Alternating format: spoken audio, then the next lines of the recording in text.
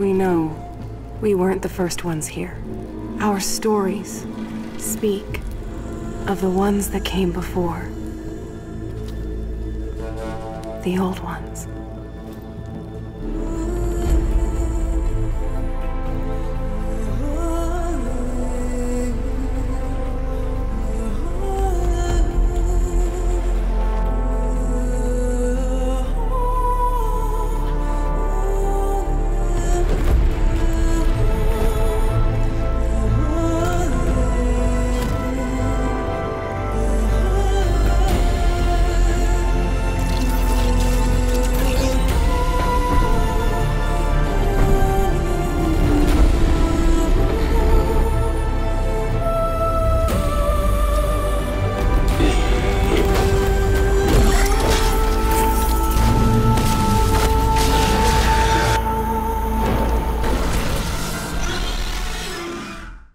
Hello one and all to a detailed look at yet another potential stunner and hit from this year's E3. With Guerrilla Games free to try pastures new with Horizon Zero Dawn, they certainly grabbed our attention. With the game's debut impressing a great many, myself included, but without anyone clearly pinpointing what or why it all felt so impressive. My view is clear. Being a complete open world but having the same tight structure, asset quality and set piece far more common of a more linear game, including the forest level from Killzone Shadowfall. The star of the demo was new character Aloy, a flame-haired heroine not unlike Pixar's own Scottish heroine from Brave. The flowing red locks also help along with other inspirations of popular current shows. Game of Thrones. But the bow adds to the influence as this allows her to have and craft multiple arrows which can be quickly interchanged in combat from the pop-up wheel. The game is an RPG that allows full XP and skill development. The team have also stated that it will not be tutorialized to help casuals, so this should help anyone tired of the led by the hand approach that some games can take. Instead, you can choose your own way, style, capturing tanks and resources from the world as per the green canisters here in the demo, or craft it from the world, extending your abilities in a more passive and hippie style.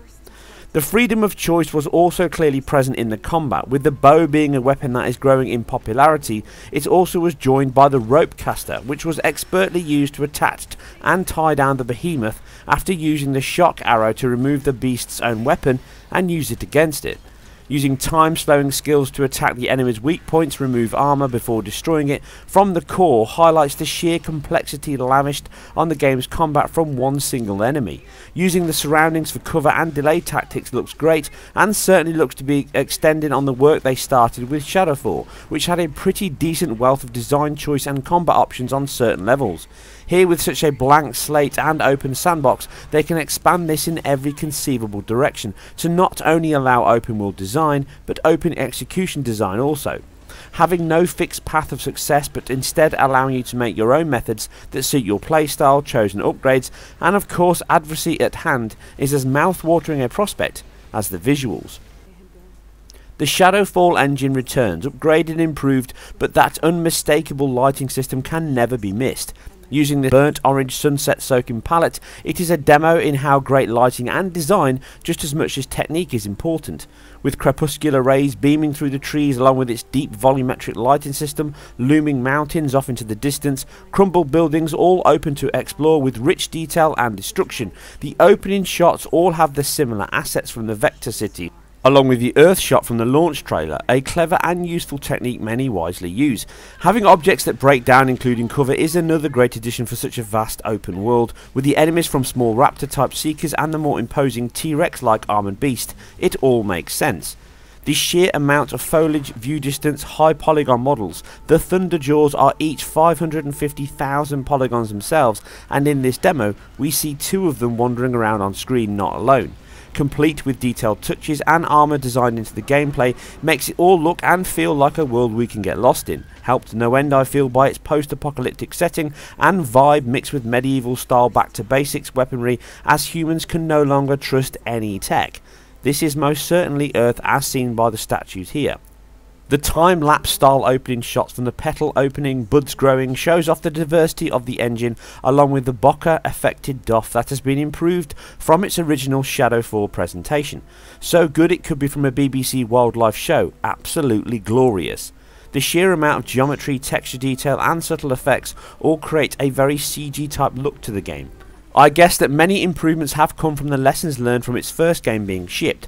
Optimizing shader code and iteration output has allowed the team to vastly increase its polygon budget, which shows from the density on screen and into the distance. Shadowfall used a 7 LOD system in memory to generate the varied levels of detail in the game, a system that can only have been improved since then, with the team's greater knowledge, experienced engine and toolset, and possibly even increased memory allocations. This is one of the areas I'm sure they are going to be working on after this slice was the result of many weeks of hard work. You can see the LOD balance and depth distance system having some very minor pop in and out in the demo, but again, very minor and incredibly early days. Performance is a solid 30 bar some heavy lighting and foliage shots from the cutscenes, but I expect a solid performer come launch. Some of the improvements most likely made revolve around the post effects and balance of the CPU to GPU work. For example, the original Shadowfall game had a very heavy CPU dependent load with the entire particle system being managed on the CPU.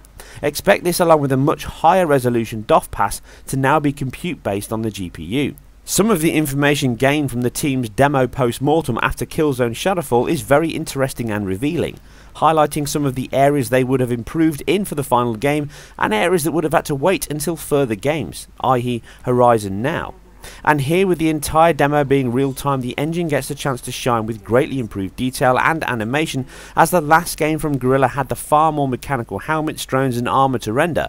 Here, with a more human cast, it gets the chance to show off more of the mixture of its truly stylised future design. The robot dinosaurs certainly have the angular look similar to the Killzone franchise. Characters' faces show off some of the impressive skin and bone mesh movements seen before. Again, I feel that shader work on skin is still being worked through to complement the relevant scene and lighting conditions, but as Shadowfall and soon to be released Until Dawn show, the engine has no problems rendering human faces, very detailed and well animated ones at that. Aloy looks mesmerising in this sun-drenched shot and was one of my favourite images from E3 this year. Really highlights the artistic style of the team and its impressive tech, merged in perfect harmony. And with now a far more open colour palette, they can really let loose on what they want to design. Superb. In addition to these benefits, the team already had some very impressive streaming tech from Killzone 3, which of course was improved for the 10 gig or so of GPU data used in Shadowfall. Here they have pushed the engine all the way over to a fully open world that also sports not only the amazing fidelity seen here, but also is fully seamless with no loading screens. This is my big win this generation, having such impressive games that allow full immersion not broken by pre-renders and loading screens. They really have excelled. But even here they go further, with trees, rocks and I'm sure many other parts of the world all destructible and movable. Not only that, they also remain active collision fields, with Aloy hopping over them even after its destruction.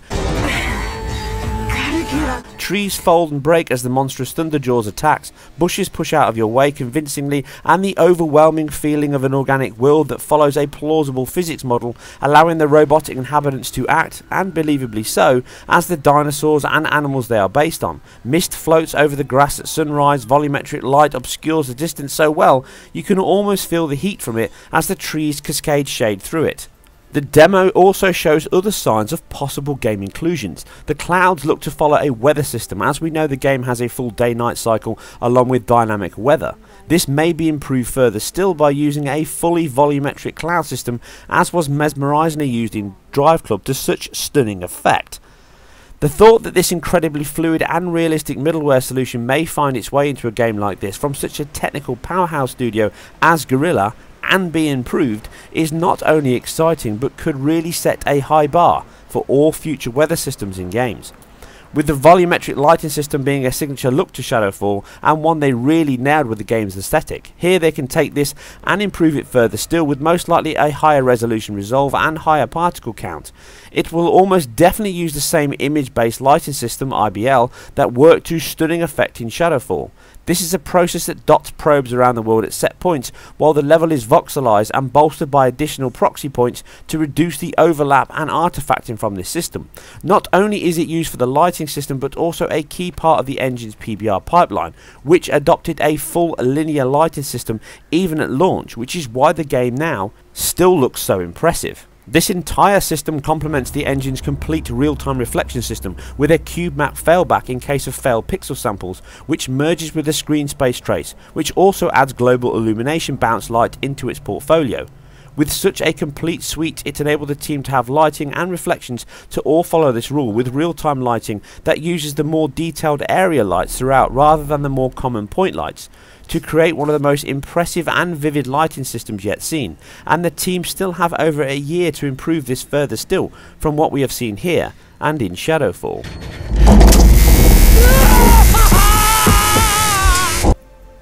The same 1080-30 performance level aimed here as the game's single player, but unlike Shadowfall, which used FXAA with a temporal pass for its anti-aliasing solution, MSAA was not within the timescale the team had. I expect this game to step it up with a TMAA solution, as this seems to be a big push within Sony first-party studios, and the temporal reprojection jitter technique seen in Uncharted 4 seemingly originating from Guerrilla's own work from this engine, which also works on the game's multiplayer resolution. This uses multiple frame buffers information to help improve the current and next frames. Interpolating the information across pixel samples and colour information, it helps reduce overhead on AA while dramatically improving the image clarity and edge detection from noise interference. Michael Drobolt's HRAA is also linked to this, and with the team, but it is a video for another time and my technical babble sessions, I feel. Foliage, interaction and the sheer wealth on display was another high point, adding to the visual punch and gameplay. With it being a world you can go as far as the eye can see, and exploring this dangerous but beautiful world in control of such a strong lead is something I look forward to, along with seeing more later this year. My only concern is I feel the 2016 release could easily and understandably slip into 2017, as the challenge looks vast for the team. But with them being one of the most technically proficient teams in the business, I feel they are also the most suited. As always, if you guys and girls enjoyed this, then please hit the like and subscribe button below. It really helps me immensely. Leave your thoughts and your feedback. I reply as often as I can. It only leaves me to say, you guys and girls take care, enjoy the rest of the video, and I'll see you very soon on the next one.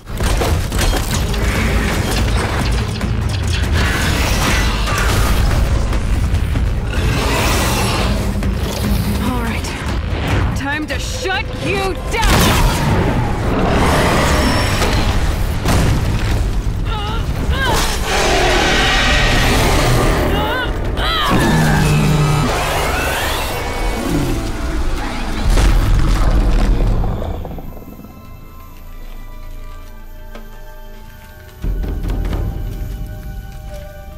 The stories don't tell where the old ones went.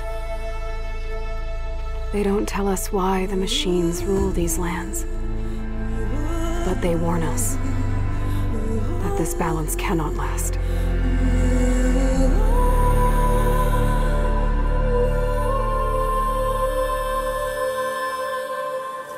The storm is coming.